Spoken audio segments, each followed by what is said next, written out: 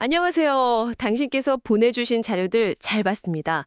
이걸 바탕으로 2025년 10월 43주차, 그러니까 10월 20일부터 24일까지죠. 이 기간 국내 증시에 대한 본격적인 탐구를 시작하겠습니다. 정말 뜨거운 한 주였어요. 코스피가 사상 최고치를 또 갈아치우면서 그 4천선이라는 상징적인 숫자 있잖아요. 거기에 정말 바짝 다가섰습니다. 이번 분석에서는 보내주신 자료, 특히 그 코스피 4천 임박, 기관주도 역사적 랠리, 이 발췌 내용을 좀 길잡이 삼아서요.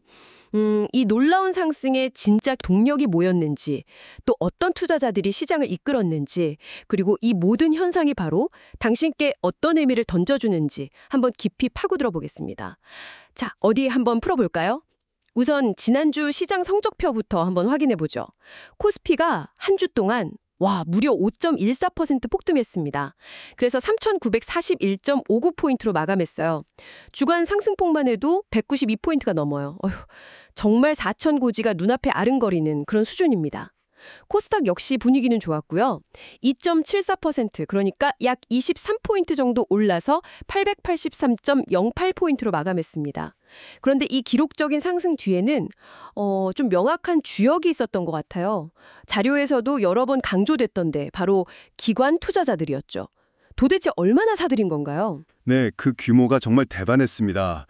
뭐랄까 이번 코스피 랠리는 기관의 역대급 순매수가 만들었다. 이렇게 봐도 과언이 아닐 정도예요. 자료를 보면 기관 투자자들이 한 주 동안 코스피 시장에서만 무려 1조 7,002억 원. 네, 그만큼을 순매수했어요. 특히 주목할 점은 연기금을 중심으로 한 매수세입니다. 아시다시피 연기금은 운용자금 규모가 워낙 크잖아요. 그리고 투자 기간도 길고 그래서 이들의 꾸준한 매수는 시장에 아주 강력한 신호를 주거든요. 이번 주 지수 상승에 뭐랄까 결정적인 연료 역할을 한 셈입니다. 와, 1조 7천억 원 순매수매우라. 정말 엄청난 액수인데? 근데 더 흥미로운 건 다른 투자 주체들의 움직임인 것 같아요. 기관이 이렇게 공격적으로 사는 동안에요, 외국인 투자자들은 정반대로 움직였어요. 한 주간 8,190억 원. 이걸 순매도하면서 차익 실현에 나섰고요. 그리고 개인 투자자들 역시 1조 8,698억 원이라는 꽤 큰 금액을 순매도했습니다. 그러니까 기관이 외국인이랑 개인이 던진 물량을 거의 다 받아내면서 지수를 끌어올린 거네요. 정확합니다. 네, 수건만 딱 놓고 보면 완전히 기관의 동무되었다. 이렇게 볼 수 있는 거죠. 그럼 이런 현상은 왜 나타났을까? 여러 가지 해석이 가능할 것 같아요.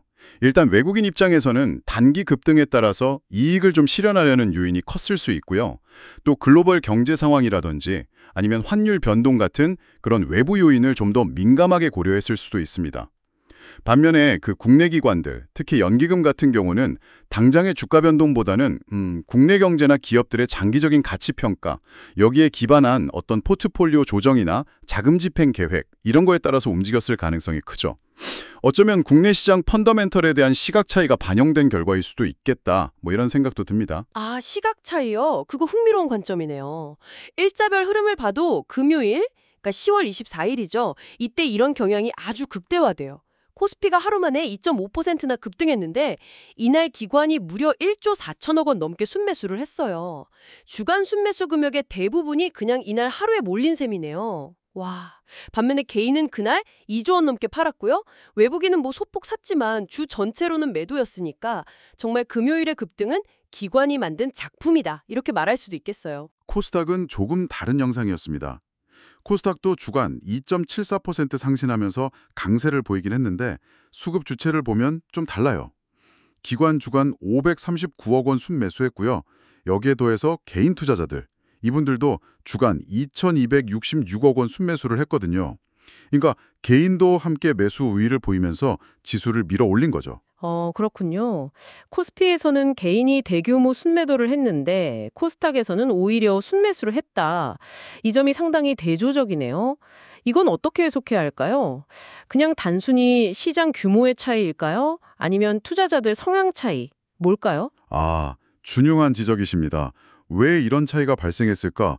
이건 정말 생각해 볼 만한 질문인데요. 몇 가지 가능성이 있을 것 같아요. 첫째는 코스닥 시장 자체의 특성입니다. 코스닥에는 아시다시피 코스피보다는 성장 잠재력이 높은 중소형주나 기술주, 바이오주 이런 비중이 상대적으로 높잖아요. 이런 종목들이 보통 개인 투자자들의 선호도가 높은 경향이 있거든요. 어쩌면 개인들은 코스피 대형주보다는 코스닥의 성장 스토리에 좀 더 베팅했을 수 있다. 뭐 이런 거죠. 둘째는 단기적인 투자 심리 차이일 수도 있습니다.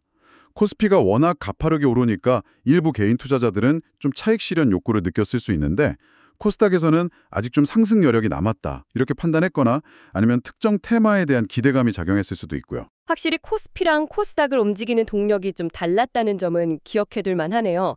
그런데 시장의 이런 뜨거운 분위기는 거래 동향뿐 아니라 시장 주변 자금에서도 아주 명확하게 나타났습니다. 바로 고객 예탁금인데요. 이게 한 주 만에 3조 6천억 원 넘게 폭증했어요. 그래서 사상 처음으로 80조 원을 돌파했습니다. 10월 24일 기준으로 80조 1684억 원. 와, 정말 어마어마한 돈이 증시 주변에서 그냥 대기하고 있다는 신호 아닌가요, 이건? 그렇습니다. 네. 80조 원 돌파는 굉장히 상징적인 사건이죠. 이걸 좀 더 넓은 맥락에서 보면요. 시장의 강한 상승세가 개인 투자자들의 투자 심리를 얼마나 강력하게 자극했는지를 보여주는 증거예요.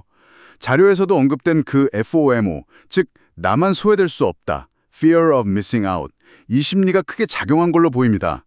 연일 사상 최고치를 경신하는 시장을 보면서 은행 예금이나 다른 자산에 묶여있던 돈들이 증시로 빠르게 유입되고 있는 거죠.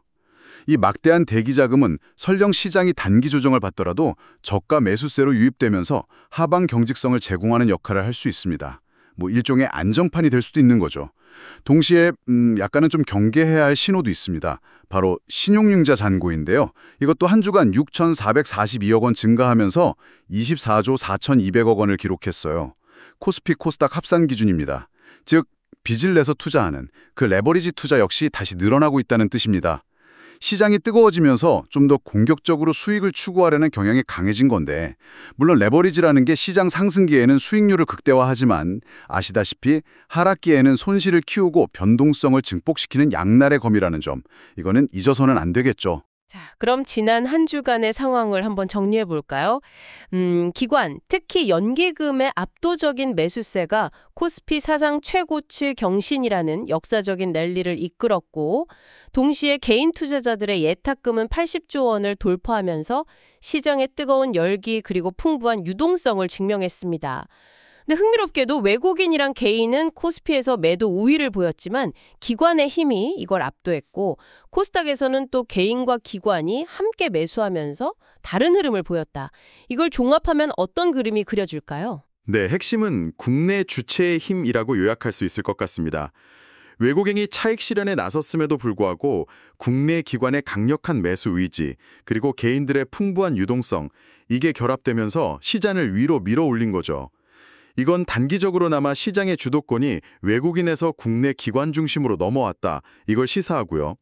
또 개인 투자자들의 시장 참여 열기가 다시 최고조에 달하고 있다, 이런 신호이기도 하고요. 만약에 기관의 매수가 단순히 단기적인 수급 요인이 아니라 국내 경제나 증시에 대한 긍정적인 중장기 전망에 기반한 것이라면 그 의미는 더 깊어질 수 있겠죠. 그렇다면 이제 관심은 자연스럽게 다음 주 44주차 10월 27일 시작하는 주로 향합니다. 이렇게 뜨겁게 달아오른 시장이 계속해서 달릴 수 있을까요? 아니면 잠시 좀 쉬어갈까요?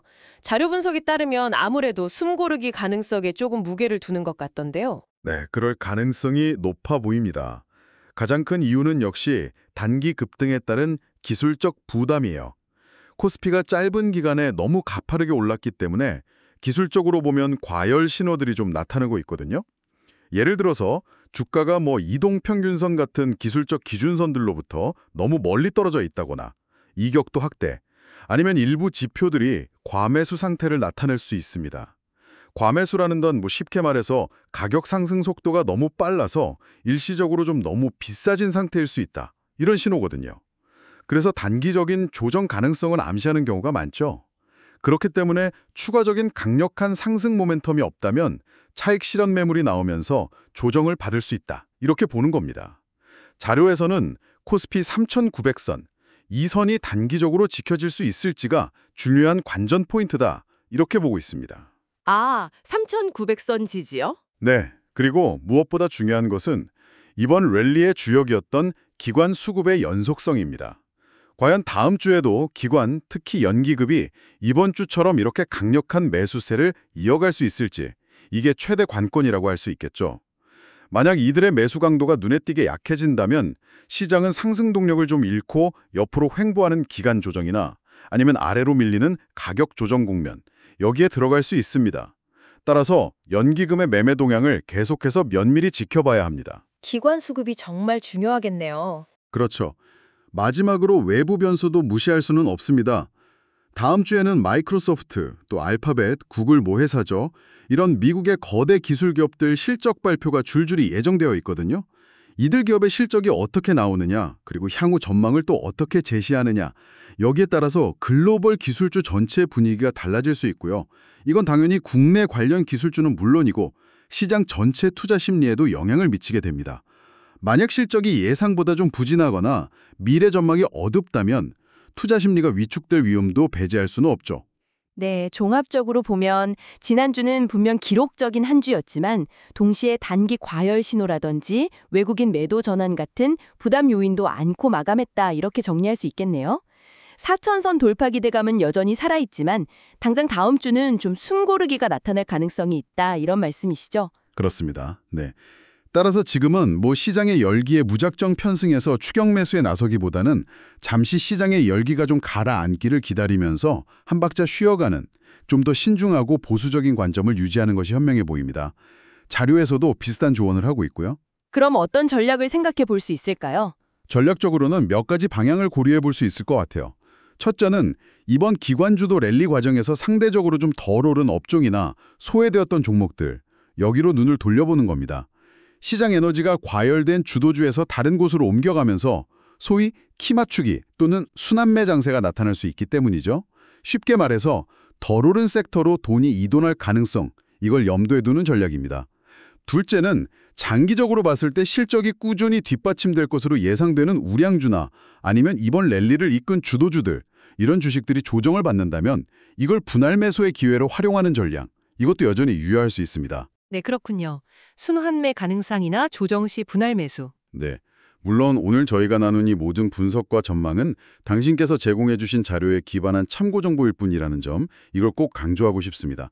아시다시피 시장은 언제나 예상치 못한 변수로 가득하고 모든 투자 결정과 그에 따른 결과는 전적으로 투자자 본인의 판단과 책임하에 이루어져야 합니다.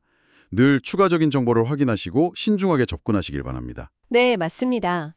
오늘 당신께서 제공해 주신 자료를 토대로 정말 기관이 이끌었던 코스피의 역사적인 랠리, 또 80조 원을 돌파한 고객 예탁금이 보여주는 시장의 열기 등등 지난 한 주 국내 증시의 주요 특징들을 깊이 있게 살펴봤습니다. 더불어서 단기 과열에 대한 우려와 다음 주 시장에 대한 전망까지 함께 짚어봤고요. 마지막으로 당신께 이런 질문을 한번 던져보면서 마무리하고 싶습니다. 이번 주에 나타난 현상, 그러니까 외국인은 이익을 실현하면서 매도하는데 국내 기관은 기록적인 매수로 맞서고 개인들의 예탁금은 급증하는 이 국내 주도 장세요. 이게 그저 일시적인 수급 쏠림일까요?